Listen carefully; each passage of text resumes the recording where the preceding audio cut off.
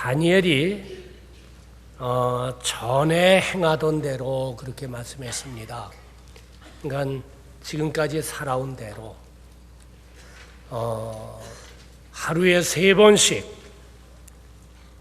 무릎을 하나님 앞에 꿇고 그리고 기도하면서 하나님 감사합니다. 그러니까 다니엘은 하루에 최소 3번은 하나님의 은혜를 기억한 가운데에 하나님 앞에 그냥 감사한 게 아니라 무릎 꿇고 하나님 감사합니다. 그런 생활을 했다라고 본문에 기록하고 있습니다. 묻습니다. 하루에 몇 번 땡큐 하세요? 하나님 앞에 은혜 깨닫고 무릎 꿇고 그렇게 해보신 적 있으세요? 무릎 꿇고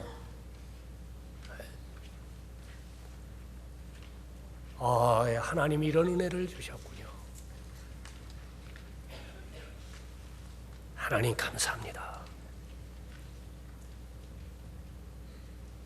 오늘 이렇게 감사를 드린 다니엘은 본래 유태인입니다. 이스라엘 나라가 바벨론에 멸망되게 되었을 적에 포로로 바벨론에 끌려온 인물 가운데 한 사람입니다.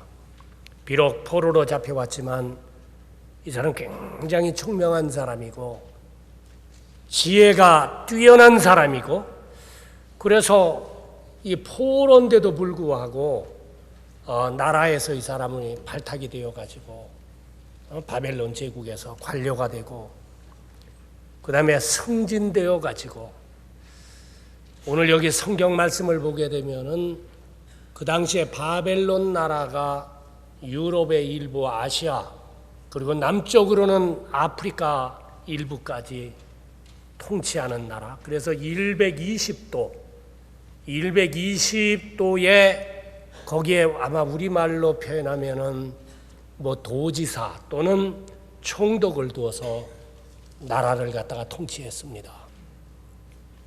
근데 거기에 총리 3명이 있었어요. 그 위에 그래서 그 방백들이 120도 다스리는 사람들이 총리에게 보고를 하고 그런데 이 다니엘은 그 총리 가운데 3총리 가운데 하나인데 왕의 신임을 받은 사람입니다. 그래서 이분이 정권 3번 정권이 이렇게 바뀌게 되었는데 거기에서 다 총리를 한 사람입니다.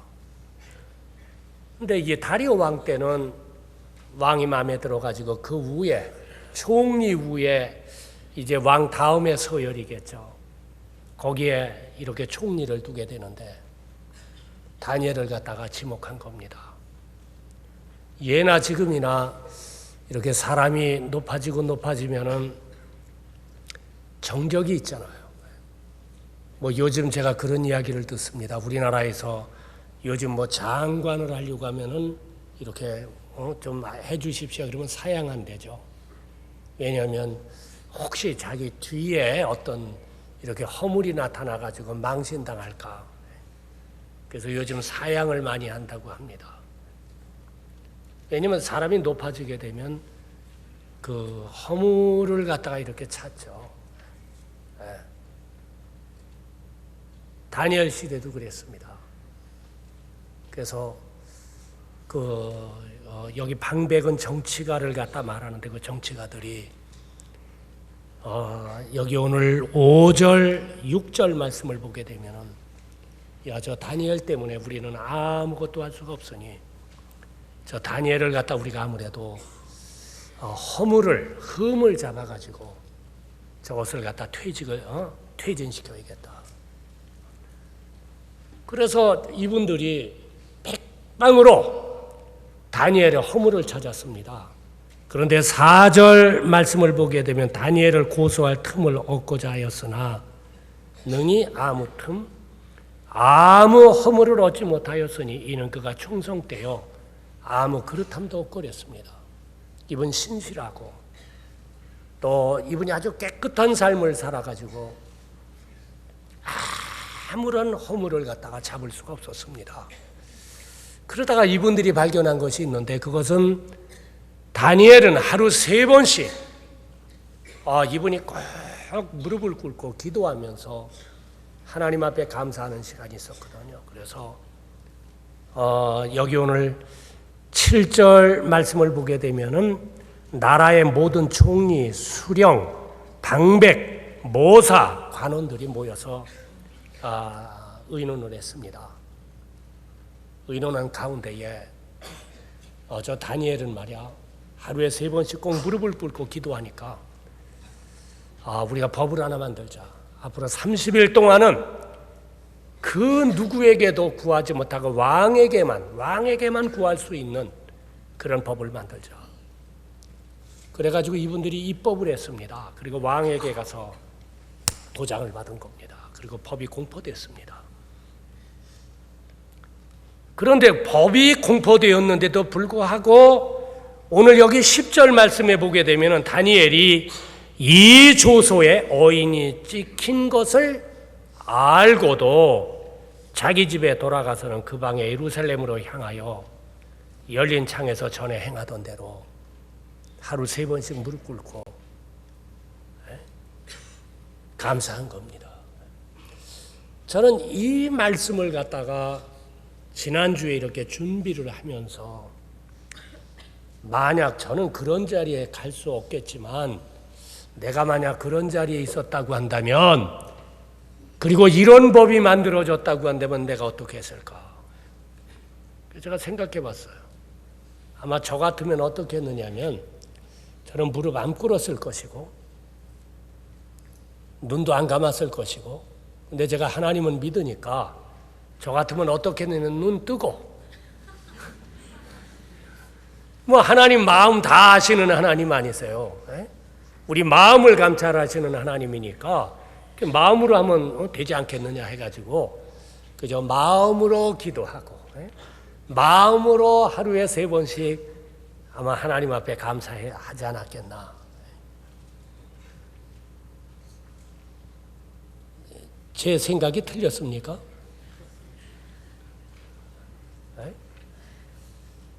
저 같았으면 아마 그렇게 했을 것 같아요. 근데 이분 그렇게 안 했거든요. 왜냐하면 이분은 결심한 게 있었어요.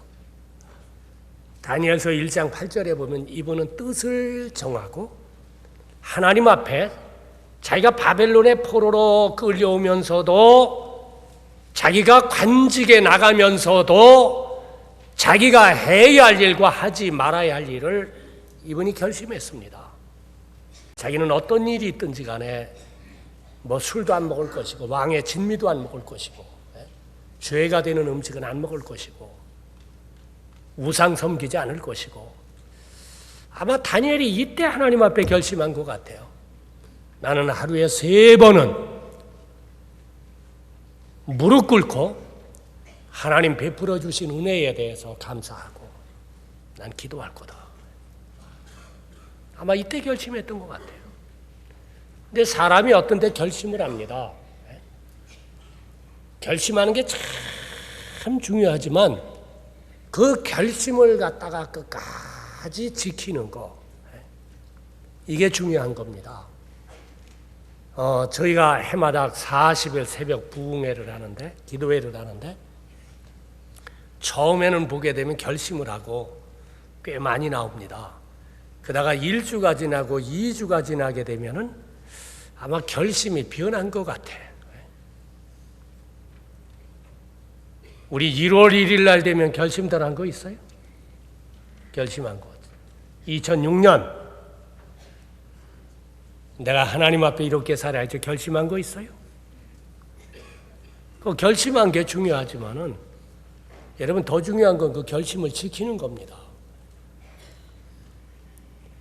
하나님이 은혜 준 사람들, 하나님 쓰신 분들 보게 되면 어떤 거 결심하게 되었을 적에 그걸 지켰거든요. 그 지키는 것이 힘든 일이죠. 바울도 보게 되면 사도행전 20장 24절에 주 예수께 받은 사명 곧 하나님의 은혜의 복음을 증거하는 일을 마치려 하면은 나의 생명을 조금 더 귀한 것으로 여기지 아니한다.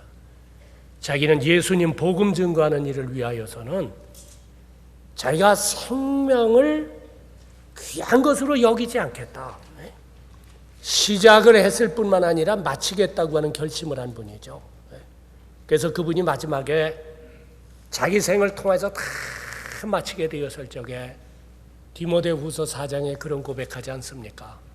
내가 선한 싸움을 다 싸우고 나의 달려갈 길을 마쳤으니.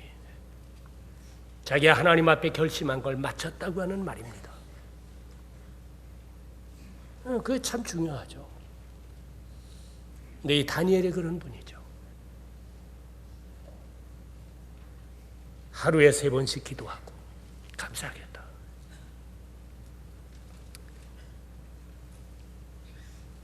그런데 이런 상황에서 그 지킨다고 하는 게 참 어려운 일이거든요.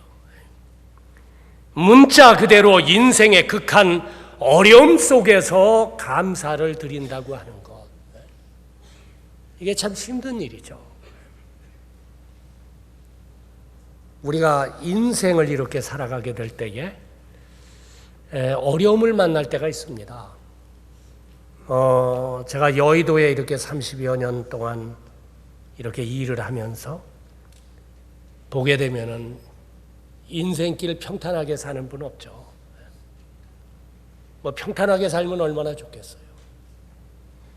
그런데 대개 경우 보게 되면 인생길이 그렇게 평탄하지 않더라고요.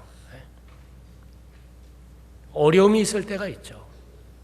재난을 만날 때도 있고 질병을 만날 때도 있고 삶의 실패를 만날 때도 있고 이런 일 저런 일을 우리가 만나는데, 근데 우리가 인생의 어두운 밤을 지나게 될 때에 다니엘처럼 우리가 감사를 할 수 있느냐? 우리가 하나님의 말씀인 성경을 우리가 살펴보게 되면은 이 사람들에게 대개 3종류의 사람이 있습니다. 하나는 은혜를 잊어버리고 전혀 감사할 줄 모르는 사람입니다.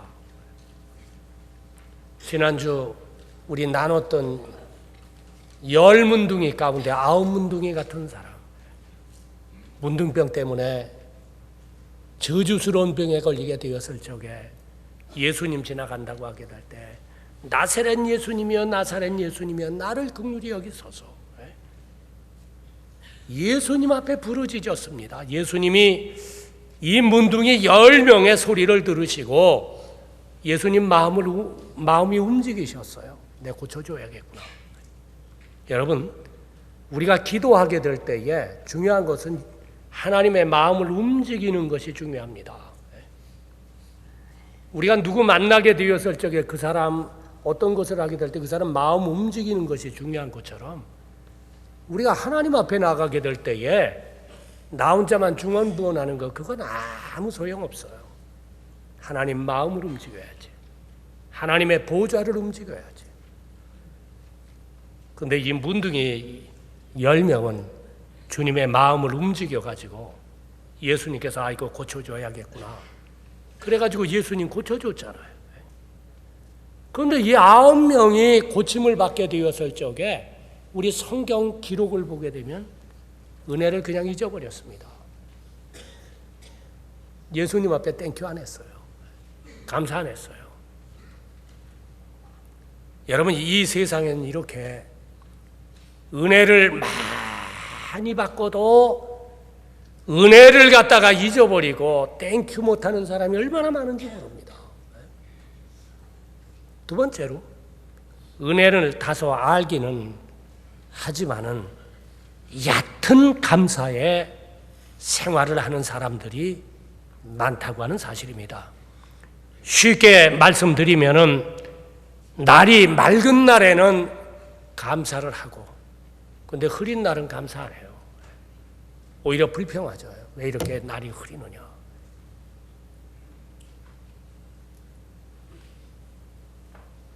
건강할 때는 감사하고, 내 건강할 때도 감사 못하는 분들이 있죠. 지난 1년 동안 건강 때문에 감사해 보신 적 있으세요? 여러분, 지금까지 내가 건강했다고 하는 것에 대해서 감사해 보신 적 있으세요? 내 병원 한번 들어가 봐야 됩니다. 병원 한번 들어가게 되면요, 병원 한번 들어가게 되면, 이 건강, 이게 얼마나 은혜인 거를 알게 되죠.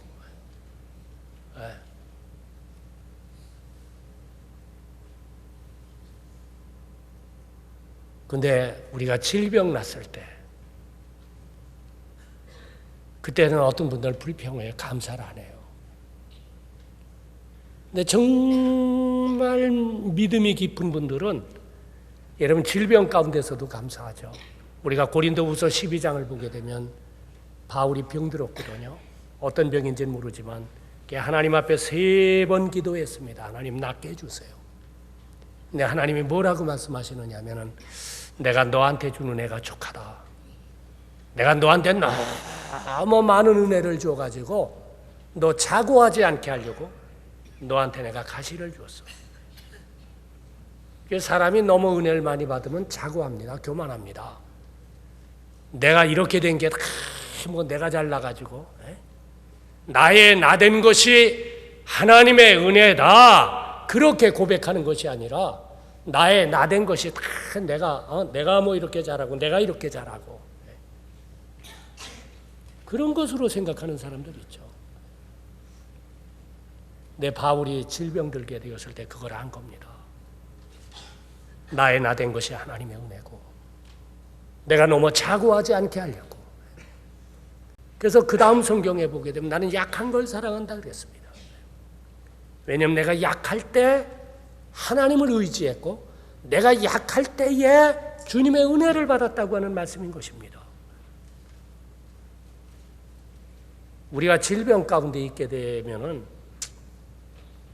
아픈 것 자체는 복된 일이 아니지만 우리가 질병 속에 들어가게 되면 인생을 다시 보게 됩니다. 여기가 영원하지 않다고 하는 것도 알게 되고 내가 가지고 있는 모든 것이 내 것이 아니라고 하는 것도 발견하게 되고 그리고 내가 이러다가 떠날 수도 있구나. 인생이라고 하는 것이 여기에서 영원하지 않다고 하는 것도 알게 되고 여러분 이게 은혜 아닙니까?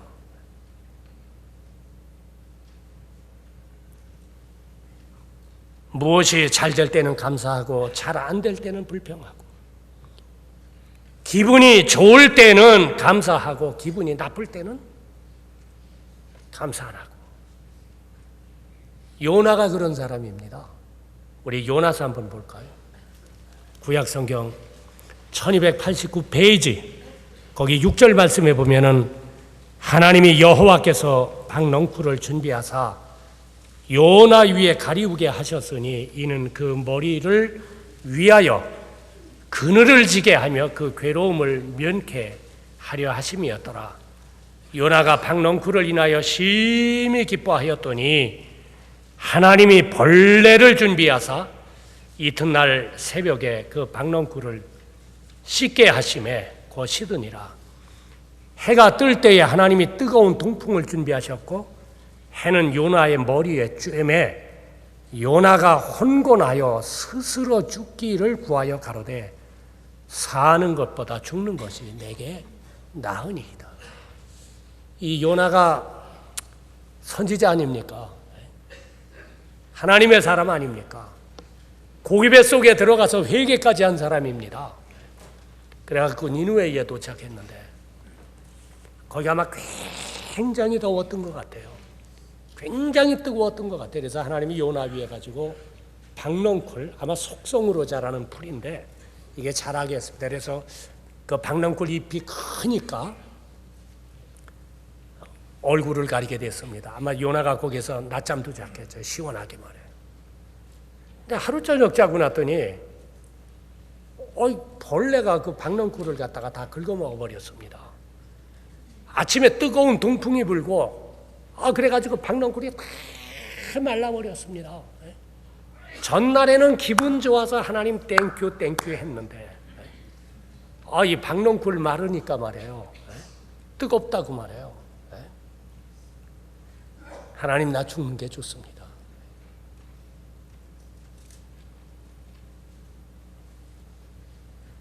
좋을 땐 감사하고 조금 불편하니까 불평하고. 여러분 이런 그리스도인들도 있습니다. 요나 같은 그리스도인들도 있죠. 세 번째로는 어려움, 환난 속에서도 이 다니엘처럼 감사하는 사람들이 있습니다. 그런데 우리가 하나님의 말씀인 성경을 보게 되면 이런 믿음을 가지고 인생을 사는 사람들, 이 사람들을 하나님께서 축복하셨다고 하는 사실입니다. 우리가 좋을 때 감사 누군 못합니까?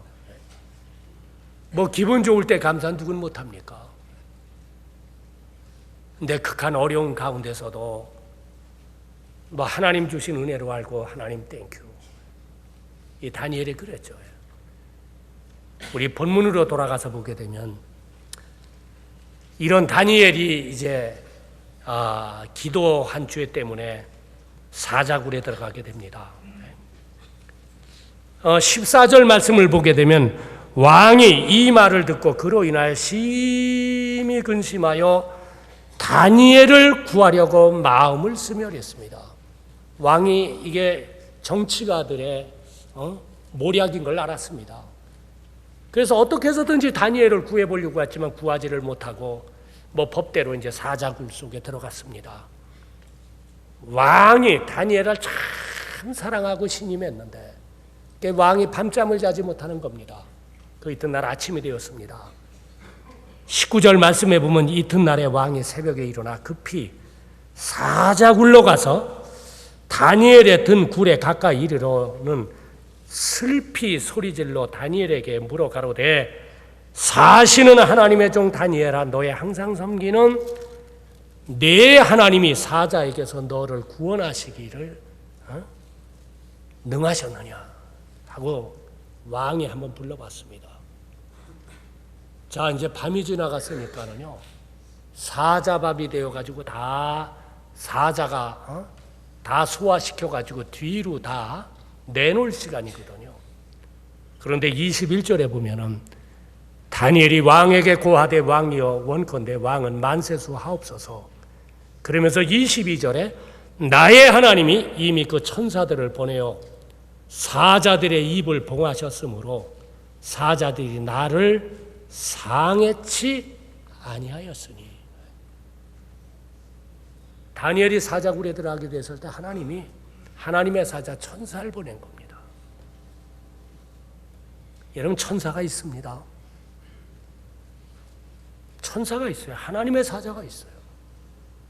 근데 하나님이 천사를 보내가지고 사자 입을 다 봉해버렸습니다. 하나도 상하지 아니하고 다니엘이 보호를 받은 겁니다. 그 다음 요절 보게 되면은 다니엘을 갖다 모해했던 정치가들을 다 사자굴에 집어넣게 되었을 적에 다 사자밥 됐죠. 여러분 그 후에 다니엘이 어떻게 되었습니까? 시간 없어서 28절만 봅니다. 이 다니엘이 다리오 왕의 시대와 바사 사람 고레스 왕의 시대에 형통하였더라. 정권이 그 다음에 또 바뀌는데 거기 바뀔 때까지 고레스 왕 때까지 다니엘이 하는 일은 하나님이 축복했죠. 형통했다고 하는 말입니다. 여러분 감사할 줄 아는 사람을 여러분 하나님이 축복하신다고 하는 말씀인 것입니다. 우리 사람도 그렇잖아요. 저도 어떤 때 이렇게 보면은 저한테 땡큐 하는 사람은요 제가 이렇게 축복하고 싶은 마음이 있지. 자녀들을 키우게 되면 자녀들도 땡큐 하는 아들, 딸이 있으면 마음이 더 가지. 하나님 똑같으세요. 여러분 명심하시기 바랍니다. 하나님의 은혜를 우리가 알고 하나님 앞에 감사할 줄 아는 사람들, 감사한 마음을 갖고 사는 사람들, 이 사람들 하나님 축복하세요. 지난주 우리가 누가복음 17장 19절 말씀을 보면은 그 사마리아 사람이 주님의 은혜를 깨닫고 예수님에게 와서 감사합니다 하게 되었을 적에 예수님께서 그 사람을 축복하셨죠. 내 믿음이 너를 구원했다. 그 영혼까지 구원해 주셨어요. 여러분 축복하셨다고 하는 말씀인 것입니다. 그래서 하나님의 말씀인 성경은 저희에게 권면합니다. 골로새서 3장 15절에 너희는 감사하는 사람이 되라. 저희가 잘 아는 데살로니가전서 5장 17절에도 범사에 감사해라. 왜 주님이 그렇게 말씀하셨습니까? 은혜를 잊지 아니하고 우리 마음 중심으로부터 감사하는 사람들, 그 사람을 하나님이 축복하신다고 하는 사실입니다. 저는 저희 교회 성도 한 분 한 분이 이 다니엘처럼 저희가 어떤 경우에든지 주님의 은혜를 바라보는 가운데에 하나님 감사합니다, 감사할 수 있는 그런 마음, 그런 믿음을 가져서 하나님이 축복하시는 한 분 한 분이 되시기를 주님의 이름으로 간절히 축원합니다. 기도하겠습니다.